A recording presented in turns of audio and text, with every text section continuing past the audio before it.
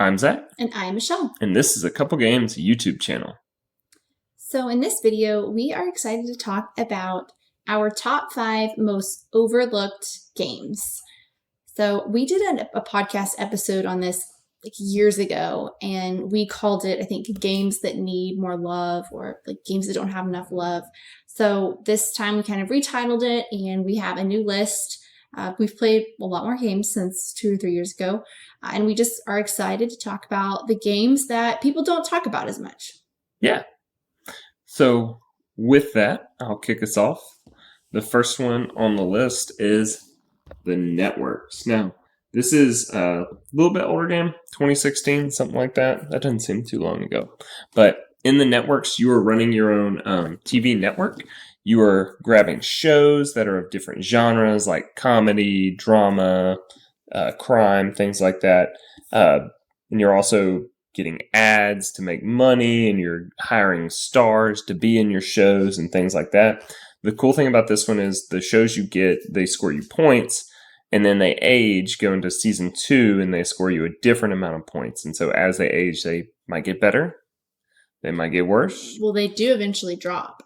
Yeah. So you can't have a show too long, or it'll be worth less at like less points, and you won't be earning as much as like a newer show. Kind of like if you were to have like a show that went on for 10 seasons, it might start to like dip in popularity here and there. So it's trying to mimic that. Yeah. And all the shows and actors and things, it's all kind of TV puns, like How I Lost Your Father instead of How I Met Your Mother and stuff like that. It's, yeah. They do it with reality shows too. So it's funny. Like the cards are funny. And it has like plays on Netflix, plays on the general network TV. Yeah, so that's actually an expansion that came out for this game, is like you have the different types of streaming. Yeah, like the streaming is like one network you could play as. It's called, I think it's called Flix or something. And it's like, oh, and that's one thing that the Flix, everybody has these time slots, and the time slot matters for your scoring. So you don't want your kids show on at 10 p.m. because it's not going to get any viewers, but you want, your other shows at different times. The Flix, though, it ignores all that. You just always score the max because time doesn't matter. It's streaming. So, but that's the Networks. There's a lot of strategy, and there's a lot of, I don't know, like real application. Yeah. I feel like now it's like all streaming, but when it was popular. Whenever this game first came out, it was like streaming was less popular. But they've adapted it still. Yeah. So, solid game. We wanted to shout out the Networks because we don't think it gets enough love. Yeah. All right. The game that we're going to talk about next is Quadropolis. So this is a tile placement game, which we talk about those frequently. In this tile placement game, though, you are building a city, and your city has different elements in it, like industry, there's parks, there's museums, there's housing and business. So there's a wide variety of different types of tiles that you're trying to collect, and they all have different corresponding conditions that victory points and stuff earn like them that. Yeah. Points. And so you're trying to, connect parks with housing. But if your park is next to like an industry or a factory, then you're going to like not get as many points. So it's kind of like a roundabout way of what's going on in this game. Yeah. The cool part about this to me is how you get the tiles. So if you look at the board here, it has these little, this grid, that's where all the tiles are. But then players have these tokens that they're placing out, and those tokens have a number. So if I place it here, I'm going to get like the 4th building in that row, or the first building, depending on the number. And then when you do that, you get to place this little pawn. And so no one can take out of that row or column the next time. And so it's really cool. It also has 2 modes of play. There's the family-friendly version, and then the advanced version. The family-friendly, everybody has their own color of those tokens that you're grabbing the buildings with. The advanced version is you have a shared pool. So everybody in the family version has one of each number, but in the pool, you could end up with 2 2s or 2 3s and stuff, just depending on how you draft it. So, yeah, but that's about Quadropolis. Yeah, really good game. Very good components to it, in my opinion. The next one on our list is Dragon Castle. So Dragon Castle I think it takes a lot of elements from Mahjong, but it has these really nice tiles. They're chunky, they're thick, they feel really nice. But basically in this game, you are taking apart kind of a shared castle that's in the middle of the board and building onto your board. And like you saw here, there, you can see the little roofs, I guess. Houses that go, roofs to go on top of the temple you're building. Yeah, and so you're drafting these tiles. You have to take one from the top, and then one from anywhere else, or you can take one in a point tile or a roof tile. And basically, the two tiles you take have to match. So if I take one off the top, I have to take an identical one from somewhere else. But basically, when you're building these on your board, you have to kind of space them out so that they're not touching until you're ready for them all to flip, because you can't stack them until they're flipped. I know that sounds complicated, but once you have 4 of the same color touching, they all flip and you score points. But if you wait and can get it to where you have 7 flip, then you get even more points. And so it's kind of like this nice abstract puzzle. Yes. Too. And the colors, when he says it's saying match, they have to match in color and symbol. Yeah. So it's really not as complicated as it might sound there, but as long as you take a tile that has the same color and the same symbol, one from the top row and then one from a row underneath from that original castle, then you're placing it onto your board. So again, the more that you can collect before you flip, the higher your points will end up being for that bundle of tiles that you're trying to go for. But there is definitely a balancing act between trying to get a larger group to flip and then also getting those roof tiles, because the only way you score at the end of the game is with those roofs, where your roofs are. Am I right with that? I think you score more points if they're roofed. So higher point scoring. So if you have a taller building on there or a taller section on your temple, you really want a roof because it's going to get you more points. So you're going to have to balance. Yeah, that's what you score immediately when you flip, and then at the end of the game, only the roofs are worth. You got it right. Mm-hmm. Yeah. So, but Dragon Castle, really cool. You can play it just vanilla. Then there's different layouts for the shared castle in the middle you're pulling tiles from. There's also player powers and things like that you can add. So it has a lot of replayability too. Yes, and we think it's also a pretty chill game. We've played that while watching TV or watching a show. Yeah. I won't give away the next one, but it is just taking 2 tiles each turn, or taking a tile and taking a roof. There's no other actions to it. There's really not a whole lot to read through or anything, so it's pretty straightforward. Yeah. Game, puzzly. Dragon Castle. Yeah, but I don't hear people talk about it. No. It doesn't ever really get a lot of publicity. Well. Okay, and it's what is it, Simon Games? Yeah. They have a lot too.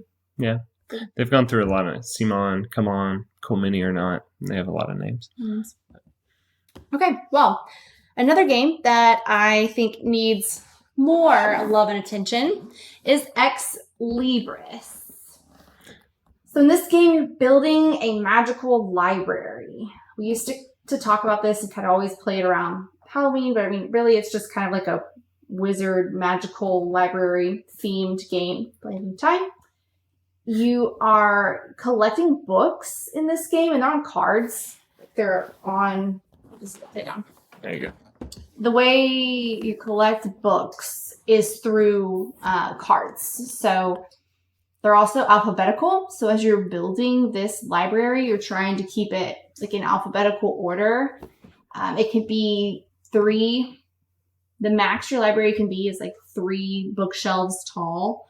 But you can also have it just be 2 and 2 by 8, 2 by 7, something like that.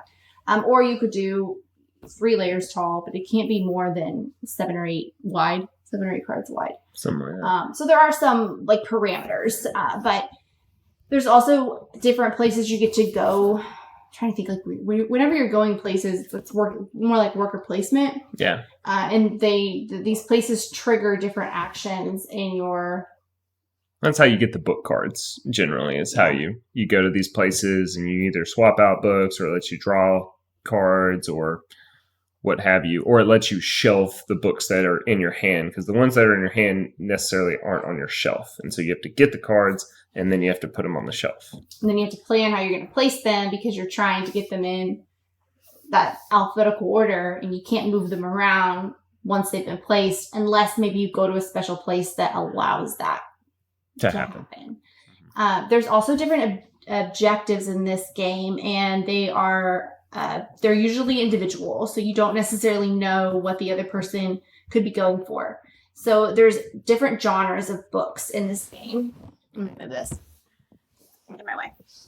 And some people might be trying to go for other genres or certain combinations of genres, because it's going to get them more points than the other player.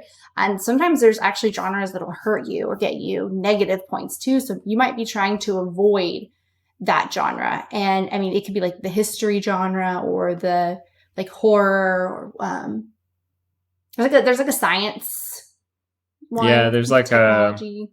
It's almost like a dictionary one where it's like reference text, and then it's like yeah, so, it's all fantasy themed too. It's like potion. Yeah. So there's that element too of like, okay, I need these cards to be in alphabetical order, but I also need this genre, and I don't need it next to that. So there's just like a fun puzzle strategy to this game too. We also love that it's worker placement. It's a cute theme. So many good things about Ex Libris. And it does have player powers too. They have little cool meeples. So, yeah, they're like they're very cute. They're like little ghosts and little hats and wizards, and I can't even think, little creatures too. Yeah. And so, and some of the powers are kind of, I think a lot of the time, because I remember when we first got it, it did seem very popular, but then it like vanished. Like everybody stopped talking about it. And I think it's because of the small text on the places where you place your workers. But if it's just 2 people, it's not too bad. Oh, I remember talking about that before. We were like, how do we see? Yeah, it's kind of hard to read some of the text that's on the places. But they just came out with a 2nd edition of it, actually. But again, I feel like it's not very talked about much. And so that's, So check out the 2nd edition if you don't have it, Check out a 1st edition, what have you. But that's Ex Libris. Okay, this one. The last one on the list is The Pursuit of Happiness. Now, this is a mega box, so you're saying, Zach, this probably gets a lot of love. It has a mega box. But this is essentially the game of life, but for board gamers. So basically, you start in like high school and kind of, are you going to study? Are you going to play? Are you going to do all this? And then you kind of end up, are you going to work a temporary job, whatever? Then you get a career, you work on some projects, things like that. Very cool game, but I feel like no one really talks about this game anymore. Like, I remember when I first got into board games and people were like, oh, if you like the game of life, check this game out. And I did, and I was like, yeah, this game's really cool. But it's a worker placement game, and the cool thing is the workers are hourglasses, because you're spending your time doing these things. And eventually the game ends when you die. And so that's, that's life. And so, but it's cool, the journey you took to get there. So in some activities, you have to spend more workers because it takes more of your time. So they, like for the career section, this comes to mind, the higher your pay, like in the game, the more time you have to put towards your career. So you may have like 6 workers, but you may have to put half of them into your like career section just to get your like income. And so then you're like, what do I do with my other time? I want to do this and this, but I don't have enough. So it's a cool like juggling, balancing act. And it does a lot better job of, like, to me, replicating the game of life than the game of life. So, Yeah. Well, the game of life, you're on like a path. It's like you stop, you get married, you stop, you have kids, and all you get a this. choice in all of these. Like Yeah. there is a relationship part to it. You can choose to do that, or you don't. Yeah, or you don't have to. There's up to you. all kinds of hobby cards and like traveling cards, and there's a lot of other options. And so there's the choice and the decision making you get to make in this game is far superior than any other kind of like lifestyle board game that we've come across. Although I am kind of thinking of CB at the moment. Oh yeah, just popped into my head while I was talking about that. We got that one. No one talks about it either, but it's like a life simulator too, like Life in Pursuit of Happiness, but it's more of a dice rolling. It's a lot of luck involved in that one. Yeah, and so I think we ended up getting rid of that one because we got Pursuit of Happiness. And we just CB. It's a cute game. It's also like really good card artwork that we used to have, but yes, heavier on the rolling. So we chose the Pursuit of Happiness to keep. I'm glad we did. We definitely don't play it enough. We don't give it enough love, but we felt like it deserved a shout out in this video. Yeah. So, but that was our top 5 games that don't get enough love. Did you have any honorable mentions or anything you wanted to talk about? Guess I was going to ask you that. Well, I was going to steal yours, so. You're going to steal my honorable mention? Yeah, because I pulled it off the shelf. Dream Home? Yeah. I've talked about Dream Home before, I believe, in like our 30-minute game video. But yes, Dream Home is what it says. You're building your own dream home. It's several layers, cards involved. You're trying to get different combinations. So if you have, a bedroom and a bathroom on each floor, you get a certain amount of points. If you have a kitchen and a living room, you get a certain amount of points, because sometimes it might happen where you don't get, if you don't take those cards, then you're limiting yourself on those point opportunities. There's different things like playrooms, and we have the expansion that's given like crazy things like saunas and home gyms and solar panels on the roofs, which gets you more points. If you have a matching roof, it gets you more points. There's also like pets that have been added in, decor that you can also select from in this game, and those add more points to your rooms if you like decorate them. So yeah, Dream Home is another honorable mention. Did you have any other honorable mentions? I just kind of thought about one that popped in my head that we don't have anymore, and Artifacts Inc. by Red Raven Games. I don't know if you remember this one. This was a dice placement game. It's very small, but it was actually a very fun game. And my dog's telling us that we're done. But it was a small dice game. And he recently had a Kickstarter for like a bigger box game. But he said like the mechanisms and stuff were, he kind of derived it from Artifacts Inc. And so I'm kind of excited to see what happens there. But I remember that one. Yeah, that was one of the first ones we got. Yeah. Yeah. So. All right. Well, I think that wraps up this video. If you like this, please comment. Please tell us what games that you really like that you don't hear enough about. We would love to learn about even more games that aren't as popular that you don't hear about. And then please subscribe. That's right. Until next time, I'm Zach. And I'm Michelle. And this has been A Couple Games.